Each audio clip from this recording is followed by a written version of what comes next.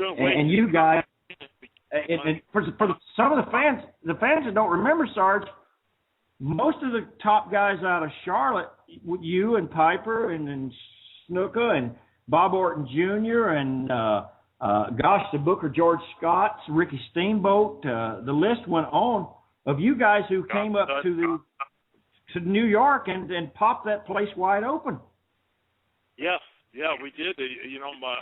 We had John Studd come in, and he started a little feud with Andre the Giant, and Snuka and Morocco got going, and myself and the Iron Sheik, and you and the Macho Man, and Steamboat, and some of your other opponents, Roddy Piper, and it was just we all kind of like, we didn't make any agreements like LeBron James and his buddies to go to become world champions at a basketball franchise. We just happened to all end up there, and we all liked each other, and it was a good time. It really was, and we did all have fun. And I tell people that when the gears are in sync, that baby's going to roll down the highway, and she's going to purr like a kitten, and that's what we did. Yes. Roddy Piper, when he brought me up for the award, he almost had me in tears because he said that I was a hard guy to say goodbye to, and when we said goodbye to each other, we missed each other, and that's the way it was with all of us.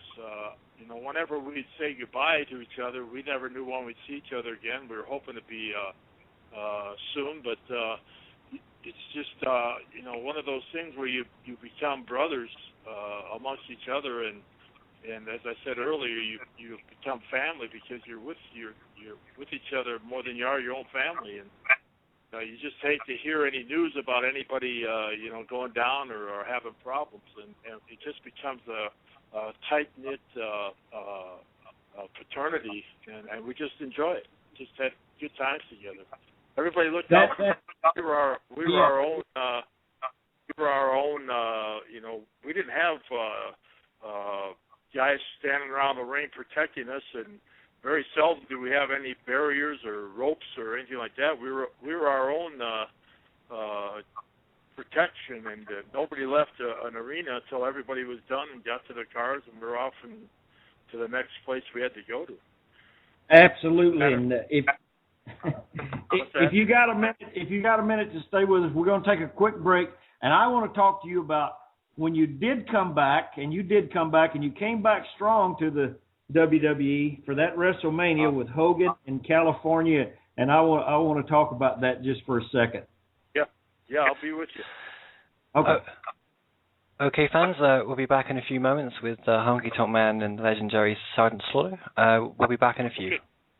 Roll fans, we're on the air with the greatest Intercontinental Champion of all time, the Honky Tonk Man, and a former World Wrestling Entertainment Heavyweight Champion, Sergeant Slaughter. Honky, how awesome is this to have Sarge on the line with us tonight? Well, every week we have someone, and I say I'm like a kid in a candy store, and if I keep doing this stuff, I'm going to gain so much weight because of all the candy, but I'm having a great time, and for all the fans out there, Steve Wilton also does the Sergeant Slaughter website, and Steve, if you want to plug Sergeant Slaughter's site, it'd be a good time right now. Yeah, it's sergeantslaughter.com. That's sgtslaughter.com. You can check out all the Sergeant Slaughter news, his official Twitter page, and for any independent promoters that want to book Sarge, there's also a link there to contact Sergeant Slaughter's agents for your independent bookings. Well, I know Sarge stays pretty busy, and I was talking about one of Sarge's agents on the weekend who keeps him busy doing the baseball stuff, and I'm going to have to reach out to Jonathan Gold and have him start working with me again. Yeah. Anyway, Sarge, before we go into you coming back and doing the Hogan WrestleMania thing in California, which I remember, you gave a very moving speech at the Cauliflower Alley, and it talked about your history that I didn't know about, and that's the beauty of listening to someone that you and you and I didn't cross paths for 20 years of our careers, but you gave such a moving speech, and I did not know that you were a Minnesota person, and coming on later is going to be Road Warrior Animal, another Minnesota. But tell us about the Minnesota connection that we've all talked about in this business, because there's so many of you guys. I'm not sure why it is, Honky. It must be the water. I'm not sure.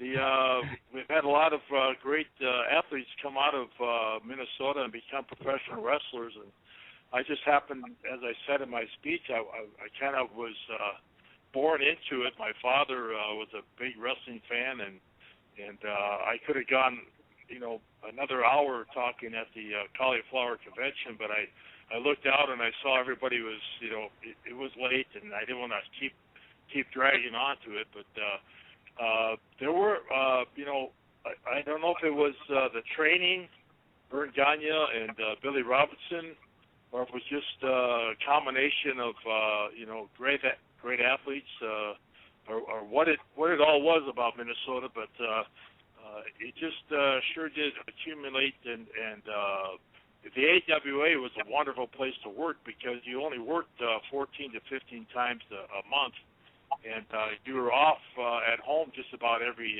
time you got out of the squared circle, and you headed home, and very seldom did you have to stay overnight, and it was just a ideal territory.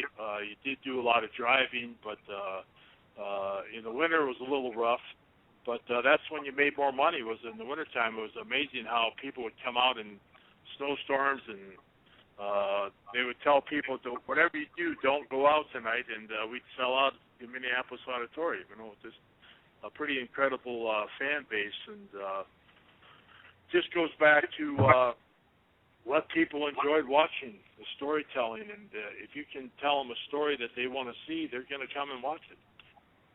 Yeah, and you guys had tremendous business there, and in fact, the business was so good that was, of course, was the first place that Vince wanted to come and take over. I say raid, as in take over all the top talent and bring over to New York, and he was successful in doing that, and then he came back and took them again and kept taking guys until Vern just became a small regional promotion.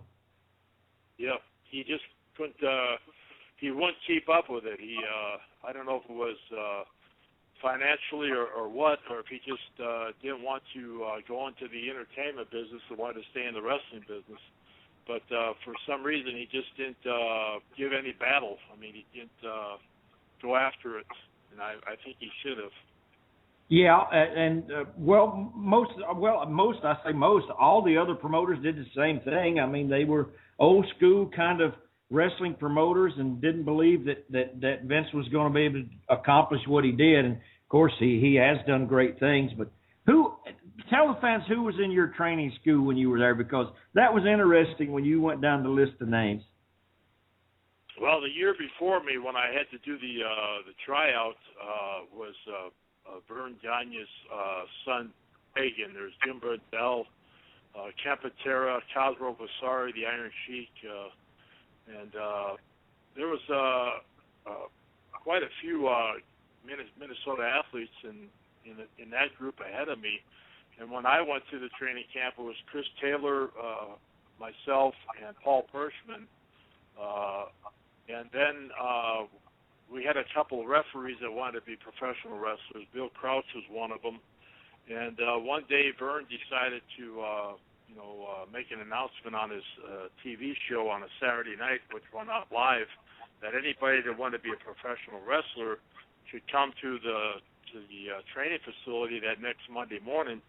And there must have been about, probably 100 to 150 people show up, all sizes and shapes and colors, and just one guy made it through that whole training session. That was Buck Zumoff. And oh gosh, well, Buck's rock and roll Buck Zumoff, and and he was the only one that really stuck with it. And so Vern let him train with us, but he didn't let him graduate with us. Gosh, Buck called in last week. The week before when I was with Jerry Jarrett, and he went on a rant and a rave there. So, but anyway, he does a wonderful job up there doing what he does. He has a daughter. I don't know if you saw her at Cauliflower, but he has a daughter that's probably one of the best lady wrestlers I've ever seen. She is the one of the best I've ever seen. Yep.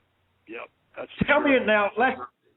Let's talk really fast because I know you're busy, and then I want to get into to plug everything that you got going. You are the ambassador for WWE. You do a lot of charity work for them.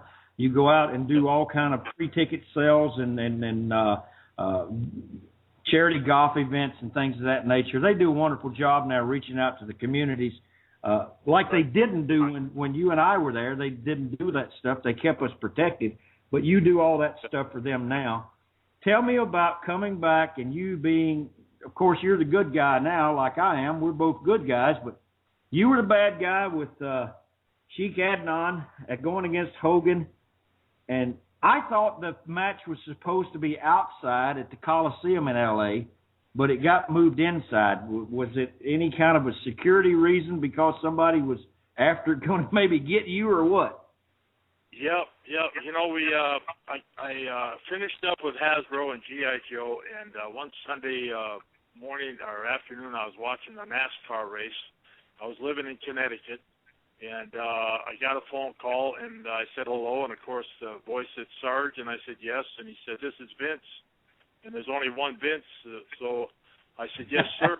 He says, I see your contract is finished with G.I. Joe. I said, funny you would know that, He said, well, I've been kind of following you, and I sent him a letter on WrestleMania 7 and told him what a great job I thought that Kevin Dunn and his whole production crew did at that Toronto event, and to me it was pretty spectacular. And I hadn't really followed wrestling or the WWE much after I'd gotten into G.I. Joe. I was just too busy and was a little bit, hurt that Vince let me go anyway. But so when I was watching the WrestleMania 7, I decided to send him a little note. And he called me and said, I appreciate the letter, and are you ready to go back to work? And I said, yes, sir. And he said, well, meet me at my house tomorrow morning at a certain time, and I got an idea. So I went to have dinner that night with my family, my two little girls and my wife, and said I was going to have a meeting with Vince McMahon the next morning, and we should all be pretty excited that maybe I'll be going back to the WWE. So I went to Vince's expecting that I was going to be, taken even further because of how he knows how to promote, and take the real American hero Sergeant Slaughter right out of G.I. Joe and make him bigger than life. And I got there, he started telling me this idea of that he'd like me to wrestle Hulk Hogan at WrestleMania 7. And I said, what do you mean wrestle Hulk Hogan? And he said, I said, are you going to make Hulk a villain? He goes, no, I'm going to make you a villain. So I was kind of caught by surprise, and he said, here's my idea. And he started talking about the overtake of Kuwait and how the U.S. is so weak, and they're letting a little country like Iraq and Saddam Hussein run rapid over them, and to be a side with Iraq. I thought it was pretty cool because when you're heels, you think about things like that, and it was going to become a reality. So I went. I said, I'll go home and talk to my family about it. He said, yeah, why don't you do that? Because it's a big step. And so I went there, had dinner that night with my family, and I told them the idea that Vince had, and they all kind of looked at me like I was out of my mind. And my wife said, you're crazy. You're going to get killed doing that. So I said, well, let's go for it. So I went for it, and she was pretty correct because at first I just came back, as Sergeant Slaughter the villain, and sided with Iraq, and then they brought General